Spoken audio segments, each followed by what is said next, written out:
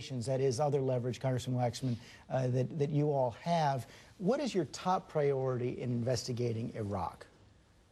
Seems to me our top priority as the chief investigator and oversight committee is to make sure that taxpayers' funds are not being wasted, that there's no fraud and abuse. These are the taxpayers' dollars, and what we've seen so far in Iraq, according to the government's own auditors, is billions of dollars that have gone to waste and corruption and graft.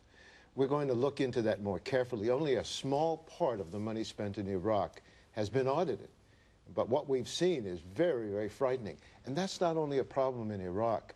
When we look at the spending on Homeland Security, when we look at the spending on Hurricane Katrina, we see the same pattern of hiring big contractors, having them overcharged for the work they do. We've got to be the watchdog for the taxpayers. Is Iraq your top priority? All waste, fraud, and abuse of government spending is our top priority, and starting February 6th, we're going to have a week of hearings on waste, fraud, and abuse of taxpayers' dollars, and Iraq will clearly be one of the major focuses of that hearing. You know, just before the election, I spoke to Vice President Cheney and asked him how he would respond to a request to come testify to the Congress. Here's what he said. I have no idea that I'm going to be subpoenaed, and obviously we'd sit down and look at it at the time, but probably not, in the sense that the President and the Vice President are constitutional officers and don't appear before the Congress.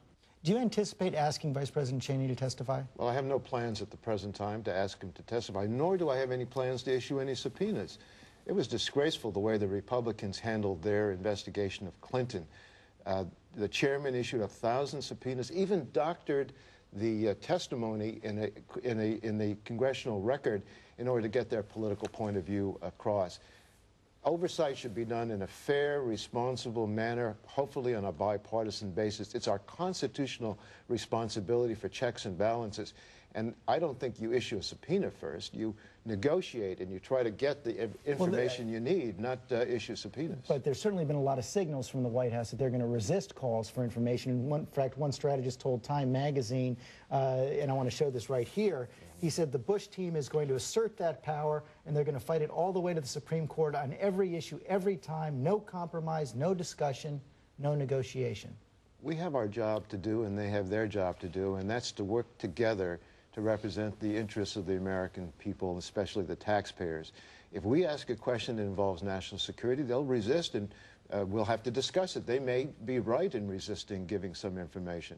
But how the money is spent is not classified. It's not national security. It's the kind of information that Congress, for over 200 years, has routinely requested of an administration.